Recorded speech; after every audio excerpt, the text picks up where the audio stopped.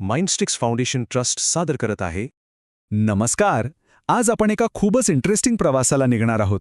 रोजच्या वापरातल्या कीबोर्ड आणि माऊसपासून ते थेट कम्प्युटरच्या आत डोकावून बघण्यासाठी लागणाऱ्या खास साधनांपर्यंत. हो, असा हा सगळा प्रवास आपण करणार आहोत. चला, एका टेक्निशियनच्या नजरेतून हे जग कसं दिसतं ते पाहूया.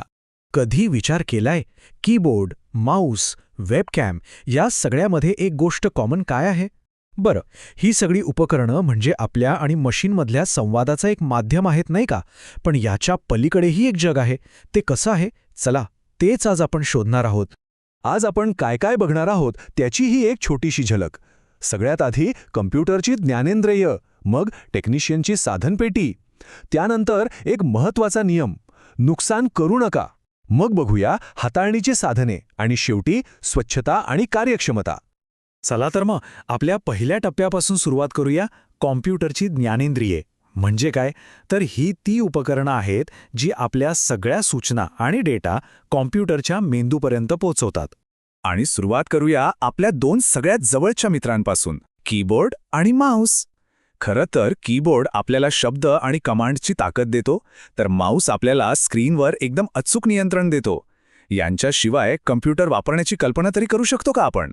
नाहीच.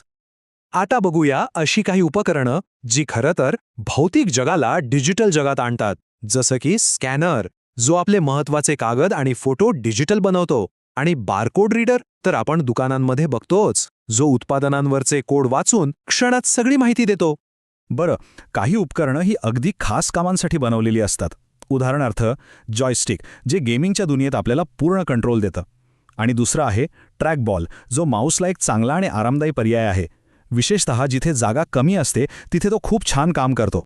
ठीक आहे, आत्तापर्यंत आपण त्या सगळ्या उपकरणांबद्दल बोललो जी आपण बाहेरून वापरतो. पण खरी मजा, खरी गंमत तर तेव्हा सुरू होते जेव्हा कम्प्युटरच्या आत जाऊन काहीतरी दुरुस्ती करायची वेळ येते, नाही का? आणि त्यासाठी आपल्याला एका पूर्णपणे वेगळ्या जगाची ओळख करून घ्यावी लागते. चला तर मग आता वेळ आली आहे टेक्निशियनची ती जादूची पेटी उघडण्याची. आणि हो, ही फक्त एक साधी पेटी नाहीये, तर हा एक खजिना आहे अशा उपकरणांचा जी कम्प्युटरच्या प्रत्येक समस्येवर मात करण्यासाठी लागतात. साधारणपणे एका टेक्निशियनची टूलकिट या 4 मुख्य स्तंभांवर उभी असते: EST साधने, हाताळणी साधने, स्वच्छतेची साधने आणि निदान साधने. प्रत्येक प्रकाराचं स्वतःचं एक वेगळं आणि महत्त्वाचं काम आहे, आणि आपण आता एक एक करून तेच समजून घेणार आहोत. आणि कोणत्याही टेक्निशियनसाठी पहिला आणि सगळ्यात महत्त्वाचा नियम काय असतो माहितीये? डू नो हार्म, म्हणजेच नुकसान करू नका. म्हणूनच आपण सुरुवात करणार आहोत ESD साधनांपासून. ही ती साधने आहेत जी कम्प्युटरच्या नाजूक भागांना एका अदृश्य शत्रूपासून वाचवतात. तर हे ESD म्हणजे नेमकं काय? याला म्हणतात इलेक्ट्रोस्टॅटिक डिस्चार्ज. अगदी सोप्या भाषेत सांगायचं तर आपल्या शरीरात जी स्थिर वीज साठलेली असते ना, ती. आणि या विजेची एक छोटीशी ठिणगीसुद्धा कम्प्युटरच्या मदरबोर्ड किंवा रॅमसारख्या संवेदनशील भागांना कायमचं खराब करू शकते. म्हणजे हा एक असा धोका आहे जो दिसत नाही पण आहे खूपच घातक. मग या धोक्यापासून वाचायचं कसं? त्यासाठी आपल्याकडे एक 2 स्तरीय सुरक्षा आहे. पहिलं आहे अँटीस्टॅटिक रिस्ट स्ट्रॅप, जो टेक्निशियनच्या शरीरातील स्थिर वीज सुरक्षितपणे बाहेर काढतो. आणि दुसरी आहे अँटीस्टॅटिक मॅट, जी कॉम्प्युटरच्या सुट्या भागांसाठी एक सेफ झोन, एक सुरक्षित जागा तयार करते. आणि हा रिस्ट स्ट्रॅप वापरणं म्हणजे काही साधा नियम नाहीये, हा एक महत्त्वाचा सुरक्षा विधी आहे. बघा, पहिली पायरी, स्ट्रॅप मनगटाला लावा. मग त्याचं दुसरं टोक कम्प्युटर केसच्या मेटल भागाला जोडा. काम करताना वायर बाजूला ठेवा आणि हो, बाह्यावर करून दागिने काढून ठेवा. या साध्या पायऱ्या फॉलो केल्या ना तर हजारो रुपयांचं नुकसान आपण टाळू शकतो. हा सुरक्षेचा पहिला आणि सगळ्यात महत्त्वाचा धडा आहे. चला, आता EST बद्दल तर झालं. आता वेळ आली आहे प्रत्यक्ष कामाला लागण्याची. म्हणजे आपण आता त्या साधनांबद्दल बोलणार आहोत जी कम्प्युटरच्या आत जोडणी आणि दुरुस्तीसाठी वापरली जातात. म्हणायला गेलं तर ही साधनं टेक्निशियनचे वाढवलेले हातच आहेत. कम्प्युटर उघडण्यासाठी सगळ्यात आधी काय लागतं? बरोबर, स्क्रूड्रायव्हर. यात फ्लॅट हेड आणि फिलिप्स हेड हे 2 सगळ्यात कॉमन प्रकार आहेत. आणि एक गोष्ट लक्षात ठेवली पाहिजे, योग्य स्क्रूसाठी योग्य ड्रायव्हरच वापरायचा. नाहीतर स्क्रू खराब होतो आणि एक छोटीशी चूक मोठी डोकेदुखी बनून जाते. पण जसजशी उपकरणं लहान आणि कॉम्पॅक्ट होत जातात तसतसं आपल्याला स्पेशल स्क्रूड्रायव्हर्सची गरज लागते. जसं की टॉर्क्स ड्रायव्हर, याचं डोकं स्टारच्या आकाराचं असतं, जे आपल्याला लॅपटॉपमध्ये हमखास सापडतं. आणि हेक्स ड्रायव्हर नट आणि षटकोनी स्क्रूसाठी वापरले जातात, विशेषतः मदरबोर्ड घट्ट बसवण्यासाठी. आता ही 2 साधनं बघा. दिसायला जवळजवळ सारखी आहेत, पण त्यांचं काम मात्र खूप वेगळं आहे. वायर कटर नावाप्रमाणेच वायर कापतो, पण वायर स्ट्रिपर मात्र तारेला काहीही इजा न करता फक्त वरचं प्लास्टिकचा कव्हर काढतो. म्हणजे एक कापतो तर दुसरा कनेक्शनसाठी वायर तयार करतो. कॉम्प्युटरच्या आत काम करताना अचूकता म्हणजे सगळं काही असतं.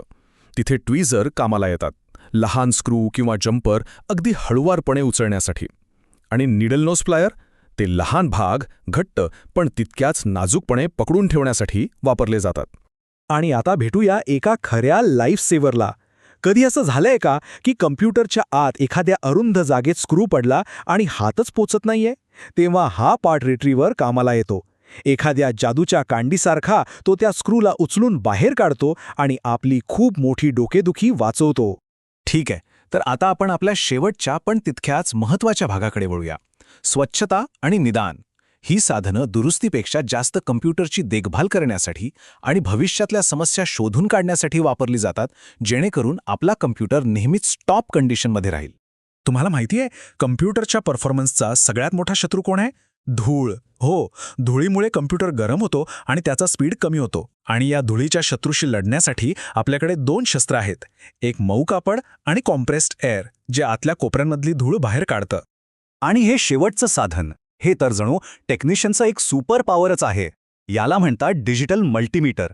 हे आपल्याला विजेचा प्रवाह बघायला मदत करतं.